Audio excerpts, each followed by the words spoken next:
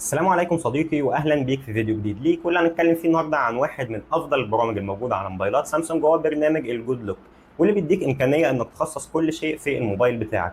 والنهارده هنتكلم عن واحد من افضل البرامج الموجوده على الجود لوك، وهو اللوك ستار، واللي هعرفك من خلاله ازاي تغير كل شيء سواء في اللوك سكرين او الاولويز اون ديسبلاي. عشان كده عايزك تتابع معايا الفيديو للاخر، لان هعرفك على سيتنج جديده ومميزات جديده تقدر تفعلها من خلال برنامج اللوك ستار، مش موجوده في السيتنج بتاعت الموبايل بشكل مباشر. لذلك استنوني بعد الانترو. نيجي بقى لشرح البرنامج، واللي مبدئيا كده علشان تقدر تفعله وتستفيد من المميزات بتاعته كلها لازم اول حاجه انك تقلب لغه الموبايل انجليزي. وعشان تقلبها كل اللي عليك انك تخش في السيتنج وتختار الجنرال مانجمنت او الاعدادات العامه، وهتلاقي هنا اللانجوج او هتلاقي عندك اللغه لو انت عامل موبايل عربي بس، وهتختار اللغه بتاعتك انجليزي لحد بس ما تفعل المميزات اللي انت عايزها. بعد كده تقدر تقلب الموبايل او ترجعه عربي، وهتلاقي المميزات بتاعتك موجوده زي ما هي. جينا لشرح بقى برنامج اللوك ستار، هنلاقيه موجود هنا في برنامج الجود لوك. البرنامج دوت اسمه لوك ستار، لو انت مش محمله هتلاقي فيه سهم هنا، هتدوس عليه داونلود هيحمل لك البرنامج بشكل مباشر.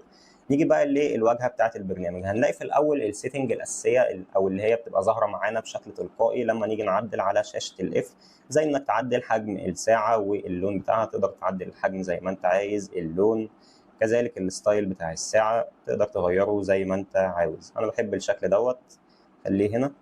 وهنا الاد ويدجتس اللي هي الويدجتس المعروفه زي البطاريه، انك تضيف مثلا العمر بتاع البطاريه بتاعه الموبايل، كذلك مثلا لو موصل اي ديفايس تاني او جهاز تاني، سماعه او ساعه ايا يكن.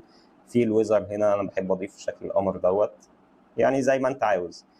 تمام، نشيلهم بقى علشان ايه نشوف بقيه الامكانيات. اول حاجه هي الحاجتين دول اللي هي البرنامجين اللي بتقدر تفتحهم بشكل سريع، ولا اعرفك دلوقتي ازاي بقى تخلي البرنامجين دول 8 كده او 6.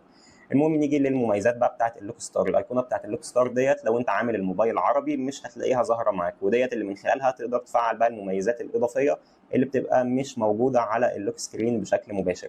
اول حاجه هي الاب ويدجتس. هتقول لي ايه الفرق بين الاب ويدجتس والاد ويدجتس؟ الاد ويدجتس زي ما انا وريتها لك بتبقى اللي هي الويدجتس الصغيره، لكن الاب ويدجتس لا، انت ممكن تضيف بقى الاب ويدجتس اللي هي زي اللي بتضيفها جوه على الشاشه الاساسيه. خلينا نشوف مع بعض كده. مثلا شات جي بي تي ممكن تضيف الجزء ده كله بتاع السيرش، او مثلا اليوتيوب ممكن تضيف الجزء ده كله. انا مثلا هضيف الجزء دوت اهو، هندوس اد، ندوس عليه، نغير هنا في الحجم بتاعه، هنلاقيه زي ما احنا شايفين كده. انا مثلا هخليه كده في المكان دوت، ومن هنا تقدر تتحكم في الشفافيه بتاعته، ممكن تخليه شفاف كده يعني بدرجه ما، لو انت مثلا عايز تظهر اللوك سكرين او الخلفيه اللي ورا. انا كده عرفتكم الفرق بين الاب ويدجتس والويدجتس العاديه. تمام، نيجي لتاني اختيار بقى، هي الفيفوريت ابس، ودي اللي انا كنت لسه بقول لكم عليها، ان انت ممكن تخلي البرنامجين دول تضيف عليهم 6 كمان. هندوس عليها اول حاجه نفعلها من هنا، هنلاقي في البرامج ديت اهي. ممكن نغير المكان بتاعها، نخليها مثلا بالعرض كده، انا بحب اخليها بالطول هنا. تمام، ونغير بقى المكان بتاعها زي ما احنا عايزين. ندوس كده عليها نخليها مثلا هنا، او زي ما نحب نخليها مثلا الناحيه الثانيه. تمام، والبرامج ديت نفسها ممكن نغيرها من هنا. لو دوسنا على البرامج بتاعتنا الفيفوريت ابس نقدر نختار البرامج اللي احنا عايزينها. ممكن مثلا نشيل كده البرنامج بتاع شات جي بي تي دوت، ونشيل اليوتيوب بما اننا ضفنا الويدجت بتاعته.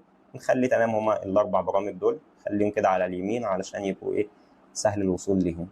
تمام، نيجي للوك ستار كده، احنا عرفنا الاب ويدجتس والفيفوريت ابس، ونيجي بقى للستيكرز، وديت اللي ممكن بقى يعني بخيالك كده تقدر تضيف حاجات كتير جدا.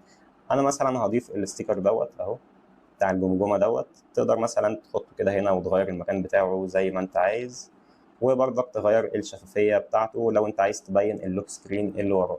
طيب هتقول لي لو انا دلوقتي عايز اعمل ستيكر لحاجه معينه اعمل كده ازاي؟ ماشي، خلينا الاول نمسح دوت اهو، نشده هنا كده. لو انت عايز تعمل ستيكر معين، ندوس بس دان الاول عشان نحفظ السيتنج ديت. هتخش على سبيل المثال على الجاليري، انا مثلا الصوره ديت انا عايز اعملها ستيكر، هقوم دايس على العنصر اللي انا عايز احدده، هتلاقيه اتحدد معاك بالشكل دوت، وهندوس سيف اس ستيكر. هنلاقيه ظهر معانا في البرنامج، او ظهر معانا ان هو ستيكر عامه في الكيبورد بتاعه سامسونج بشكل مباشر. نرجع بقى للبرنامج بتاع اللوك ستار جديده، وهي الهيلب تكست ديت، اللي هي الكلام اللي بيبقى مكتوب هنا. تقدر تحط بقى رقم تليفونك عشان لو الموبايل بتاعك لا قدر الله ضاع الناس تقدر تتواصل بيك. وفي اللوك سكرين تايم اوت ديت، يعني انت عايز لما تدوس على القفل اللوك سكرين تفضل منوره معاك قد ايه على ما تنقلك للاولويز اون ديسبلاي. وفي اللوك ايكون. اللوك ايكون ديت اللي هي شكل القفل اللي بيبقى فوق. في الشكل العادي اللي هو دوت تقدر برضو تتغير في او تغير فيه اللون بتاعه زي ما انت عايز.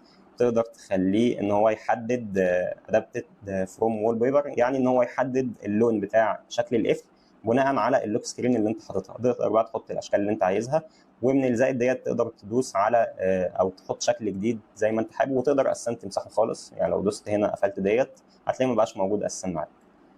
نيجي لاخر حاجه وهي الأولويز اون ديسبلاي، ان احنا نعدل بقى فيها هي نفسها. هنلاقيها موجوده هنا. هنلاقي اول حاجه الساعه او الأولويز اون ديسبلاي نفسها. انت ممكن تحط الساعه عادي وتغير اللون بتاعها، يعني زي ما احنا عارفين. في اشكال تانية من الساعات، وفي ان انت تعمل اساسا الساعه الخاصه بيك لو عايزين اشرح لكم في فيديو تاني ازاي. وان انت ممكن ما تحطش الساعه، بس ممكن تحط اولويز اون ديسبلاي عادي من اللي هي سامسونج سيل. تمام. وفي هنا انك تضيف الويدجتس، بس مش الاب ويدجتس زي اللي وريتها لكم في اللوك سكرين، لا دي اللي هي الويدجتس العاديه. فممكن تحط مثلا الويزر، ممكن تحط درجه الحراره بتاعتك، كذلك ممكن تحط مثلا البطاريه. انا بحب اضيف الحاجات ديت علشان بتسهل عليا الاستخدام بشكل كبير. في بقى الاختيار تاني وهو الاي او دي اوتو برايتنس، ودوت اللي من خلاله تقدر تتحكم في شده الاضاءه بتاعه الاولويز اون ديسبلاي. تقدر تخليها اوتو، يعني يفعل لك او يغير لك الاضاءه بتاعتها على حسب المكان اللي انت فيه او على حسب شده الاضاءه بتاعه المكان اللي انت فيه. انا بحب اقفلها وبحب اعليها كده على اعلى حاجه. طبعا دوت بيسحب من البطاريه بشكل كبير، ولكن انا شايف ان الاولويز اون ديسبلاي اساسا هي خاصيه يعني جماليه في المقام الاول. فيعني ليه ما يبقاش عندنا خاصيه جماليه زي ديت وما نستفادش منها؟ لا، انا بقوم معليها على الاخر كده وتسحب من البطاريه، لان كده كده هشحن الموبايل في نص اليوم. وبس دي كانت كل حاجه عن برنامج اللوك ستار. قولوا لي في الكومنتات حابين الفيديو اللي جاي يبقى عن انهي برنامج من برامج الجود لوك. وطالما وصلت للنقطه دي في الفيديو ما تنساش تعمل لايك للفيديو وسبسكرايب للقناه وسبسكرايب لصفحه الفيس بتاعت موبايلز. وما تنساش تعمل لايك وسبسكرايب لقناتي الاساسيه على اليوتيوب. اشوفكم ان شاء الله في الفيديو اللي جاي. سلام.